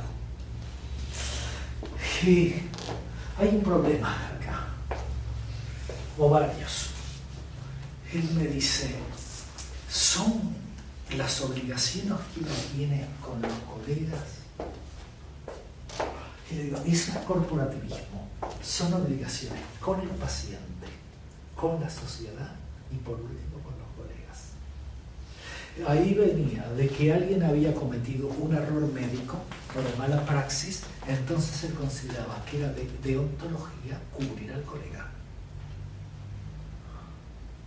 Y eso existe, y es una forma de ética. Anatole France lo dice muy claramente. Llamamos inmorales a quienes no profesan nuestra moral. Sin preocuparnos si tienen otra, es imposible no tener ninguna. Y escépticos a quienes no tienen nuestras ilusiones, sin preocuparnos si no tienen otras. Es decir, algunas personas que no creen en nada y que a veces se proyecta en ellos la idea de Dios. Marlise von Franz, una de las mejores discípulas de Jung, si no la mejor, dice que en un congreso de física, cuando todavía estaba la teoría del éter, que todo el espacio estaba lleno de una sustancia que se llamaba el éter. Bueno, se descubrió, se inventó, se pasó a creer que no existía. Y ella dice muy bien, un viejito se para muy enojado y dice, si el éter no existe, todos desaparecemos. Y ella interpreta, había proyectado en el éter su idea de Dios, que se puede proyectar también en un partido y en otras cosas. Un amigo, por ejemplo, de la adolescencia, me decía, como el que duerme con la Biblia al lado, con el crucifijo, yo me pongo en la mesa luz el carnet del partido y sé que en el mundo tengo miles de acompañantes y me siento seguro. Era una idea religiosa también. Entonces, por eso voy a citar a un gran gelotofóbico como Calvino, como el estado de ánimo, cómo puede influir en una persona. Ya que agarré de punto al pobre Freud, que hombre sometido a 33 operaciones en su vida, casi toda su vida, un hombre con cáncer, primero de garganta y de paladar y después del recto, que es del que murió, decía Calvino, Dios me ha dado el don del discernimiento para saber el bien del mal. Ese don del discernimiento ahora se lo adjudican algunos carismáticos, que no siempre está claro, porque lo bueno puede estar mezclado con lo malo. El malo no tiene por qué ser malo en todas sus acciones, y el bueno también puede ser capaz de cosas malas. Es como se explica en la psicología muy bien el caso de la sombra. Y yo creo que haber encontrado que los teólogos, casi nunca, no lo hablé con mi amigo Daniel Carver, que es teólogo bíblico, aparece en un momento la sombra del propio Jesús. Está en una época que quiere comer higos, pero no es época de higos. Y entonces los discípulos dicen, Señor, no es época de higos. Se enoja, la maldice a la higuera y la higuera se seca. Esa es una injusticia en el hombre que nunca pecó, en el Dios encarnado. Si se puede decir sin blasfemia, ¿no? Entonces fue atacado por exigencias demoníacas, Calvino. Lo mismo que a Lutero, que se le aparecía el diablo y le mostraba la lista de todos los pecados. Tenía jaquecas, cólicos, enfriamientos repentinos, hemorragia, carbunco, litiasis biliar, piedras en el hígado, angustia paroxística, de la que uno quiere suicidar si no quiere soportarla más, artritis. Fíjense, el pobre Calvino, como no se va a explicar el mal humor de él, ¿no?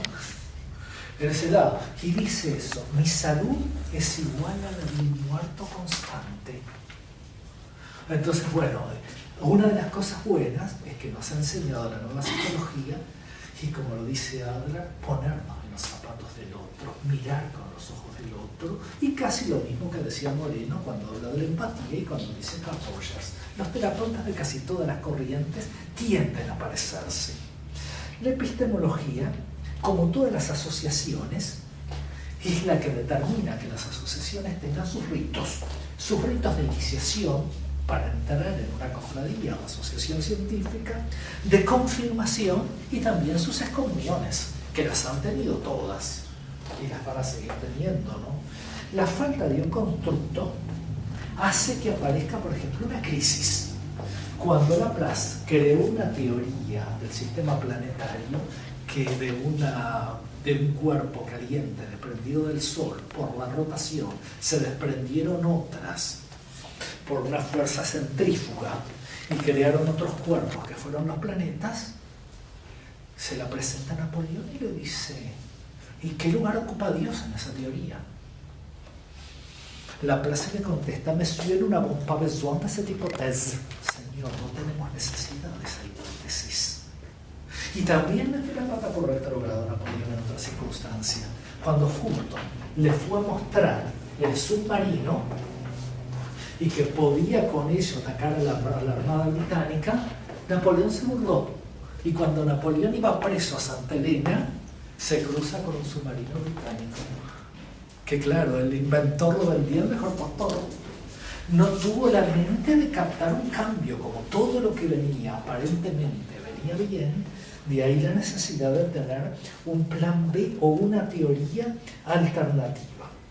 Las teorías tienen 3 puntos, como le gustaba decir al profesor Lepore, que me hace mucho de Lepore. Teoría en latín, teoría en griego es contemplación, lo mismo que lo de los místicos. No es pensar en algo, sino contemplar, y contemplar en un estado de quedar absorto. Después viene la praxis, que es la acción. Y entre esto y la teoría y la praxis, yo tenía una compañera de trabajo que era marxista, muy comprometida y sabía mucho de filosofía y de economía marxista, y criticaba a su empleada doméstica, a la que no la podía ver, a la que llamaba la sierva, y decía: hizo amistad con otra sierva y me hace la vida imposible. Bueno, pero la flauta, si es tan marxista, que queda para quien está en la derecha, que se equivoque en otro lado. Aquí había un error. Entonces está la praxística, que es la coherencia entre la teoría y la práctica, que esa es una de las cosas más difíciles. A Adler le gustaba decir algo que no se entiende mucho, pero si la piensan un poquito así, que es más fácil luchar por unos principios que vivir de acuerdo con ellos. Porque luchar, salgo con una banderita y grito todo lo que quiera, pero soy coherente y vivir con ellos. Ese es el verdadero pez. Que no hay, como decía Ferreira, más pez que la vida. Pero Kurt Lewin, que influyó mucho sobre Adler, el autor de la teoría del campo,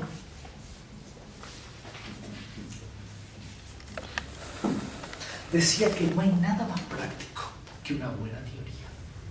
Las teorías son necesarias, y son necesarias llevarlas a la práctica, no quedarme justamente en la teoría solo. Decía que Feigenbach decía que la verdad es el error más útil. Hay parte del utilitarismo filosófico de Stuart Mill, donde el error más útil también, y donde la verdad es lo que es más útil en determinado contexto histórico. No fue muy bien visto. Y Valéry decía que todo conocimiento es transitorio.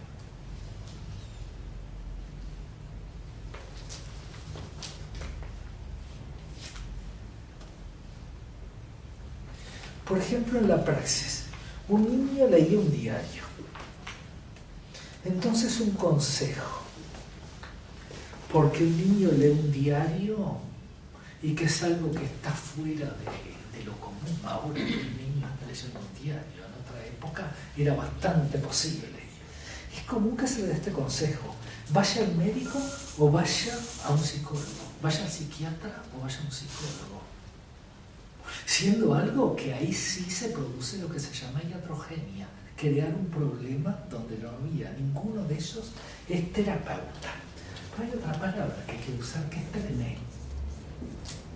Tecné. De ahí deriva la palabra técnica. Hace pocos días un amigo tuvo un encuentro con un profesional de la salud y que se movía sin fundamento epistemológico. Es decir, a tatón, como dicen los franceses, o a tanteo, como podríamos decir nosotros, pero vieron que no es lo mismo, porque a tatón marcha el cielo y a tanteo es más o menos lo mismo que la magia, como que golpea la computadora para que funcione. Bueno, le dice que una técnica que está en moda porque una señora se le ocurrió un día que estaba pensando con un problema, mirar para un lado y mirar para el otro, y ahí ya le agregó una teoría de apuro de que los hemisferios cerebrales y no sé qué, una técnica que servía para todo. Pero ya no es una técnica. Antes hablábamos de métodos terapéuticos, como el método terapéutico, el psicoanálisis. Dentro de los métodos hay técnicas que tienen menor relevancia. Entonces es una técnica que sirve para todo. Si sirve para todo, como dijimos al principio, es como la pomada de la buena vecina, de la farmacia. No sirve para nada. Bueno, se encontraba con eso y dice, esto no es una técnica, sino un abordaje terapéutico. Bueno, abordaje quiere decir subir al barco. ¿Y cómo podemos subir al barco de la personalidad ajena si no es a través de una técnica? ¿Qué otra manera? Pero como el hombre no sabía absolutamente nada de epistemología, pero así sería como funcionaría él con su recetario. Su recetario medianamente mágico, aunque tiene un título de la Facultad de Medicina, pero no deja de ser un curandero con título, porque está usando conocimientos que no los tiene adquiridos acabadamente. Entonces, tecné no es la técnica pura solo, sino arte y oficio. Descartes mostró un árbol. Las raíces son la metafísica. Esto es la ciencia, ahora la epistemología. Las ramas, la ciencia aplicada o la tecné. Cuando se está por morir la madre de Simone de Beauvoir, la mujer de Sartre, dice, me ha vencido la ciencia, toda la patología que hay ahí. Y Sartre, que no la tuteaba, le dice, no, a usted le ha vencido la técnica. Que es como anduve loco hasta hace pocos días con un celular nuevo touch, que se me disparaban una cantidad de letras y que no podía completar justamente un mensaje. Entonces, bueno, ahí uno se pone en el lugar de quien se está adaptando a un conocimiento nuevo. Y eso es el mismo criterio que tenemos que tener cuando nos viene alguien sin cultura psicológica. Porque por poco los nuevos terapeutas están esperando que le venga alguien que sepa todo cómo transcurre el psicoanálisis y que haga una transposición de esos conocimientos al nuevo setting. Eso trae una gran dificultad. Entonces, este arte-oficio. Pero Kierkegaard, un discípulo disidente de Adler, que Adler no lo terminó de echar, pero se fue solo, pero que sigue influyendo sobre nosotros, dice algo interesante. Hoy día, y estoy hablando de los años 40, una sola técnica es un error de técnica. El que aplique una técnica sola, porque no hay ninguna que se pueda aplicar a todo el mundo. Recuerdo cuando era estudiante de psicología, un viejo profesor decía, hay psicólogos que se hacen especialistas en un solo test y con eso sacan todo. Por ejemplo, el de Roger. Es cierto, el Roger le da la inteligencia, pero si yo quiero medir la inteligencia tengo mejores Bechdel, el Raven o cualquier otro más moderno como el Slapson. Si acepto la realidad de los test como medidores de tal cosa, veo que el hecho de especializarse demasiado no da un campo libre, que tiene que haber cierta cintura, cierta flexibilidad, la misma que reclama Jung, que hay algún indiano acá, no para perseguir a nadie, por Dios, no hay ninguno, entonces lo canto. Cuando visitó el Instituto de Jung, que no hizo más de 3 veces en su vida, porque estaba deseando que se acabara, que durara más de 25 años, para que no hubiera junguianos, para no pasar de ser junguianos al junguianismo, y los sismos trajeron más peste que la Edad Media, todo eso entre comillas, porque es de memoria. Estaban discutiendo sobre los honorarios. Y él les dijo, redáctenlo con flexibilidad. No sea que a fuerza de ver lo humano, se olviden del alma. Y el alma es una mujer.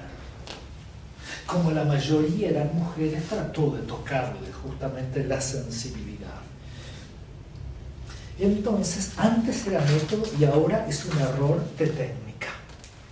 Pero hay algo que desde Aristóteles, que criticamos tanto como a Santa Teresa, que era una mística, prácticamente una esquizofrénica, les mando un deber, pero para hacer, busquen en imágenes del Google el éxtasis de Santa Teresa. Que eso es importante porque ahí empieza. ¿Cómo lo puede expresar un pintor distinto a como lo pueda dar yo? El eso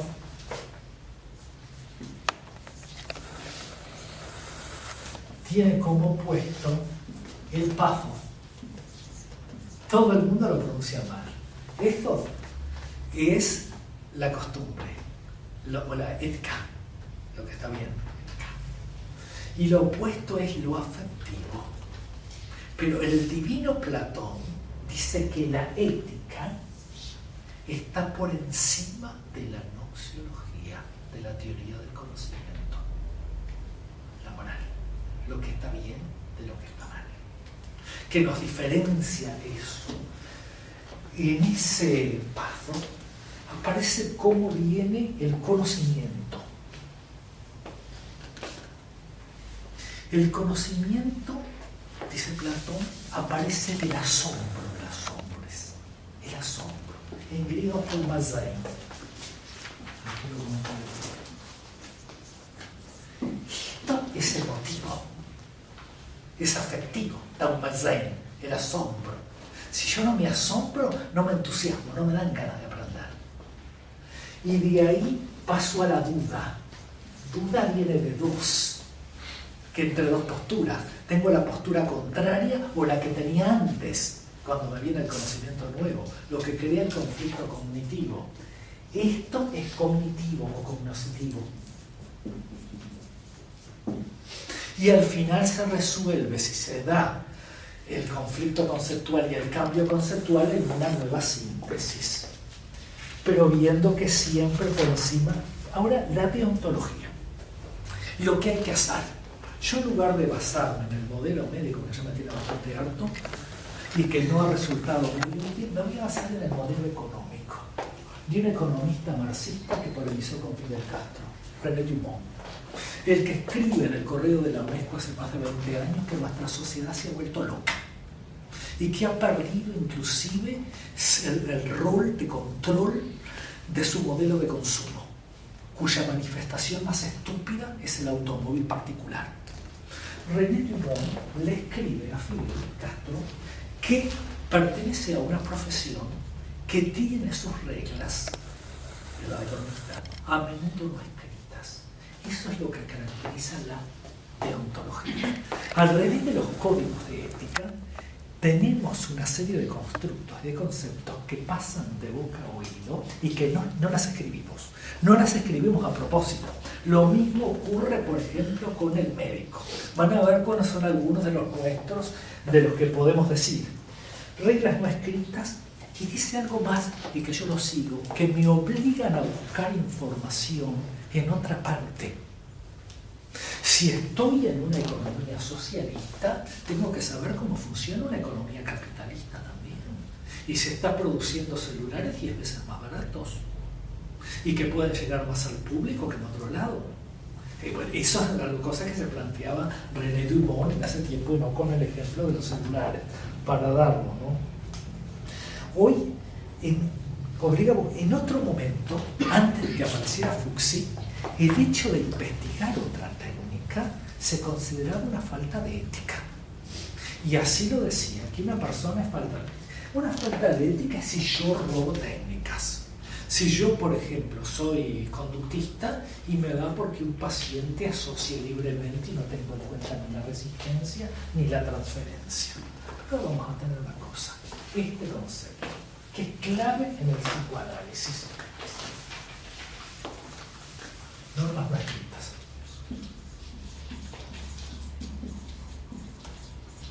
¿De dónde sale? ¿De qué psicología viene?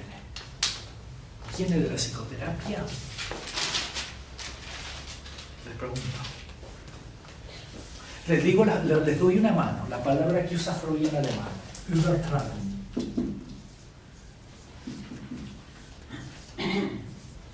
A veces usa esta otra palabra que la utiliza Marie-Louise von Franz también, proyección. La transferencia es proyección también, pero es hacia el futuro. Yo enseño, por ejemplo, matemática para que aprenda a razonar, lo que no es ninguna garantía. Ferreira lo decía, el juego ciencia, el juego de ajedrez puede determinar que aprenda solo a jugar de ajedrez y que no se transfiera nada. Entonces, lo que dice, por ejemplo, en el consultorio, sin culpa y sin estrés, sin angustia, lo va a poder sentir fuera del consultorio en otras circunstancias. Esa es la transferencia que se busca. Y mira, ¿hay alguna corriente que no use la transferencia? ¿Existe alguna? Es decir, ustedes le enseñan algo, aplican una técnica para que haga otra cosa. Todas la usan. Hasta el médico le dice, tómese este medicamento y se va a sentir bien. Entonces lo transfiere, hace ese pasaje, entonces el inmunólogo le dice, tiéndase ahí y entonces ahí va a quedar dormido. Y el analista le dice, tiéndase en el diván y empieza a decir todo lo que se le pasa por la cabeza y cuando llegue un problema, ahí yo voy a intervenir, que va a ser una interpretación. Esa es una transferencia. Nadie la puede evitar. Cada escuela tiene su propio procedimiento y su forma, cada escuela, cada asociación científica, y en eso no se puede negarle o adjudicarle cómo tiene que ser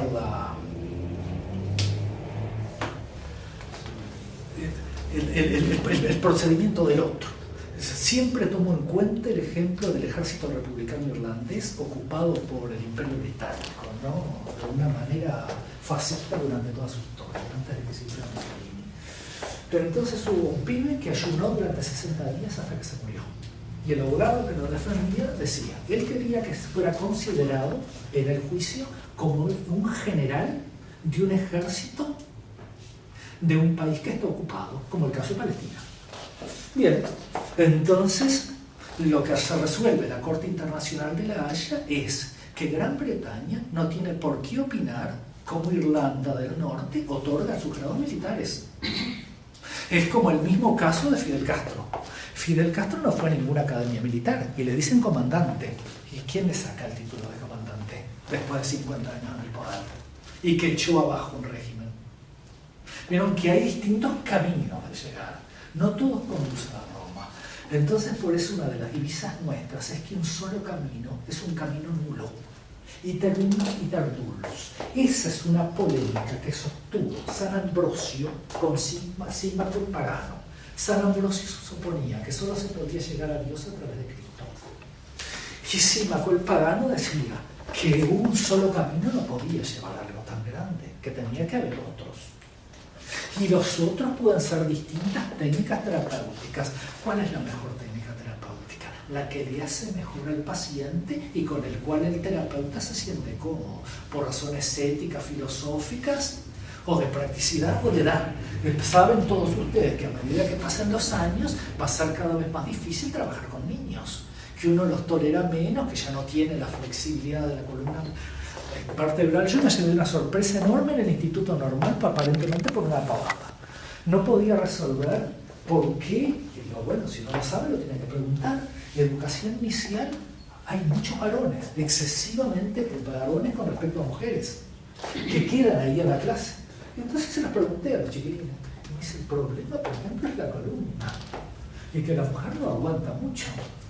Y le digo, ¿pero qué problema tienes con la columna? Y dice, bueno, cuando el chiquilín se pone fastidioso, delicoso, muy sensible, le tienes que hacer UPA. Y digo, bueno, ¿pero qué pesa ese chiquilín? 20 kilos. No es nada. Sí, sí, uno, pero son 20. Y cuando se mueve uno, se mueve el otro. Y tú no bajas así en una vertical, sino en la otra. Cuando llegas a tu casa tienes las lumbares deshechas. Pero lo que parece una pavada está determinando todo un estado anímico. ¿Con qué ganas va a ir a dar clases si le duele la columna al día siguiente el maestro? Y si tiene 30 años, no va a soportar. Pero si tiene 50 o anda por los 60, ya directamente no hay más educación inicial. Ya no puede. Bueno, eso es lo que ocurría en otro momento. Aquí acabamos de ver algo acerca de la deontología. Entonces, Saint Dumont, como en un país ocupado. Aplicándolo a la situación de enseñanza y aprendizaje, es lo mismo que la relación terapeuta y paciente. Porque uno le enseña a no ser neurótico de alguna manera, a ser pasado, a aceptarse más a sí mismo y a incorporar nuevos contenidos, a hacer una mente más abierta, si se puede, ¿no? Entonces ese es el arte de la psicoterapia. Pero es necesaria la libertad.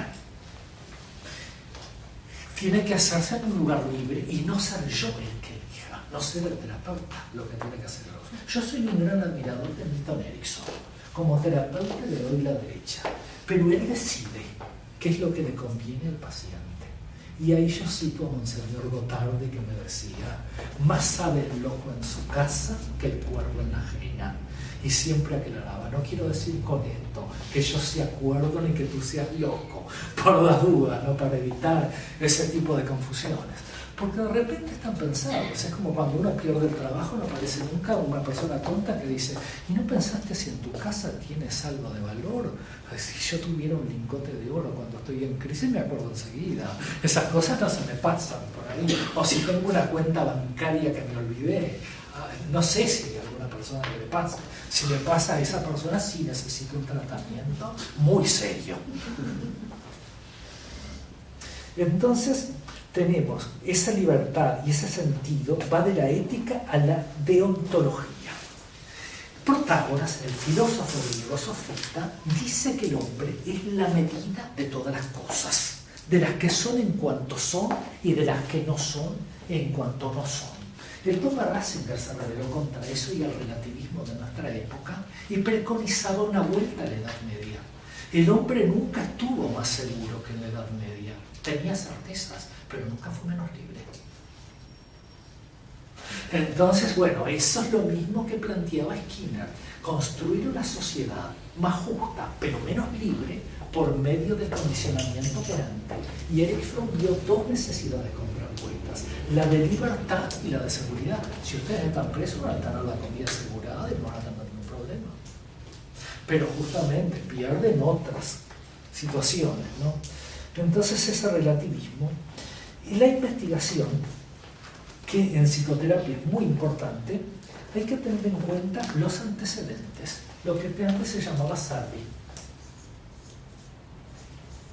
Pero los antecedentes tienen que empezar acá, a buscar yo en mi cabeza, en mi propia cabeza, después en bibliotecas, lo que he leído, y en último lugar en internet. Me toca un profesor de estos de informática que se quedan sin horas, y por eso es una de las causas que la enseñanza esté en estado desastroso. Entonces me visita como son amigos porque le dieron horas de técnicas de estudio. Y técnicas de estudio es una materia que debería dar el profesor de psicología del aprendizaje. Yo no la doy, pero... Entonces le explico, por ejemplo, lo que es el SARBI. Y entonces le digo: bueno, después que pensó el chiquilín y que vio los libros que tiene en la casa, que hay algunos, con el diccionario, ahí va en la internet. Y me dice: monografías.com. Justo ahí es donde no tiene que entrar.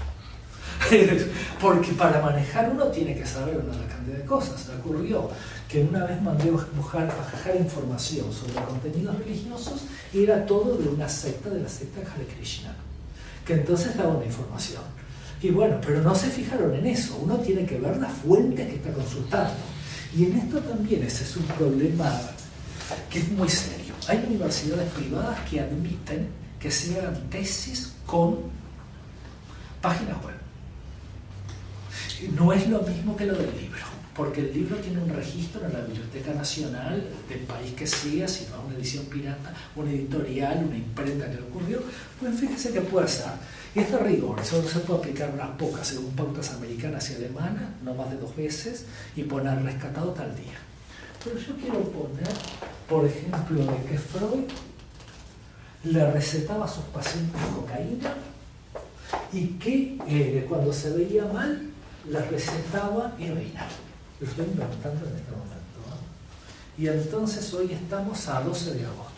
Entonces lo pongo en una monografía rescatado de la página de la Universidad de Cambridge el 10 de agosto de 2014. Cuando lo van a buscar no está. y me lo dan por válido. Esa es una trampa. Esa es una falta de ética intelectual. Es como decir algo de otro atribuyéndoselo a uno, que eso es lo que constituye un plagio. Entonces después tiene un cuerpo de exposición, cualquier problema de investigación o de estudio. Y una parte final que casi nunca se dice, los problemas pendientes. ¿Qué es lo que quedó? A mí me hace gracia porque se inventó en la psicoterapia que la psicoterapia tiene que tener un cierre. Y no sé qué cierre es, si es el del ciclo de la bragueta o algún otro. No lo tengo claro. Nadie me lo explicó. Entonces, ¿por qué no quieren tocar ese tema de los problemas pendientes, de los que no se pudieron resolver? No se pudieron resolver por incapacidad terapeuta o porque el paciente no abrió la boca y se cayó. Con mi mujer un día habíamos tenido un problema bastante grande. Teníamos una pareja de terapia. Individualmente cada uno a dos miembros. Yo tenía, por ejemplo, la mujer y ella tenía el marido. Pasaron a convivir. Y habían pasado 2 meses y cuando tenían la sesión de pareja comentaron que habían decidido no decirle nada a los terapeutas de que habían pasado a convivir. Y le digo, ¿y tú cómo lo interpretas a esto? Es como una resistencia. No. A mí me parece que no, que la resistencia es inconsciente, que esto lo hicieron deliberadamente con premeditación y alevosía, que nos tiraron una cáscara de banana. Y esto amerita decirle, hasta aquí llegó la terapia. Que es como pasa, que ese es otro problema ético. Si están yendo a 2 terapeutas, ¿a cuál de los 2 se le atribuyen los éxitos? No estoy pensando necesariamente en el éxito. El primero que me bajo del caballo soy yo. Cuando los conventuales quisieron poner el primer refugio para lo que en ese momento se llamaba bichicomes, usando una terminología de los ingleses, beach combat, el que peina la playa, ¿no? He hablado mucho, después ahora voy a tratar de redondear. En materia ética, ver las hipótesis y ver con Cajal que no hay cuestiones agotadas, que hay hombres agotados en las cuestiones. Y que revolucionariamente en terapia es muy poco lo que se puede hacer. Las revoluciones, como decía Morva, hacen en 2 años la obra de 2 meses y destruyen en 2 días la obra de 2 siglos. No es posible acelerar como la planta que tengo en mi casa, que a veces me da la chifladura, de ayudarle a abrir las hojas. Esa hoja se seca. Que es como hay que evitar las tautologías, entendiendo que cada lengua es una cultura. Pero como he hablado tanto, para irlo cerrando, que es ahora, con tanto término extranjero, griego y latino, y yo soy un latinoamericano, voy a cerrarlo con 2 americanismos.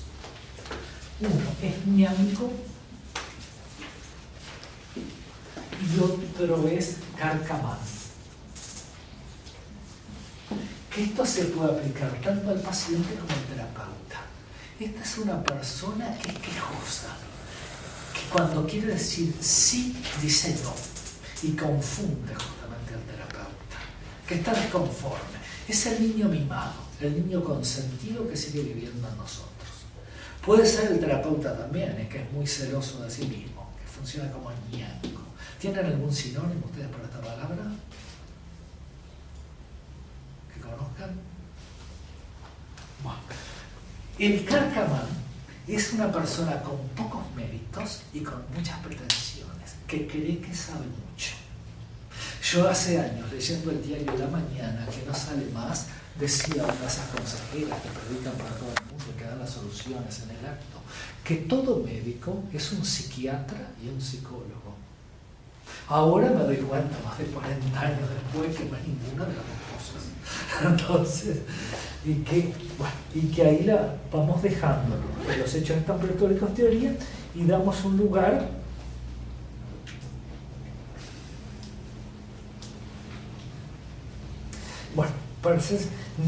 vamos a citar a Paracelso, que nadie es tan insignificante, eso para las técnicas, como para que no podamos aprender de él. Es un llamado a la humildad, que podamos aprender de otros, aunque sepan menos. Y lo que decía Shakespeare, que hasta el sabio puede aprender del tonto. Ahora las preguntas y después el tiempo de un debate. Escucha. ¿No hay preguntas? ¿No hay tiempo? No, pero una pregunta sí. Ah, bueno, a ver si hay alguna.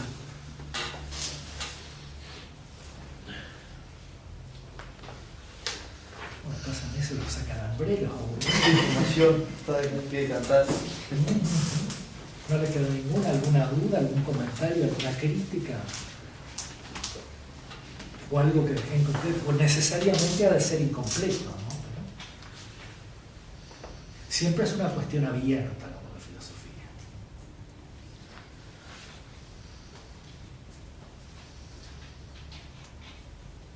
Bueno, si no hay ninguna pregunta, levantamos la sesión.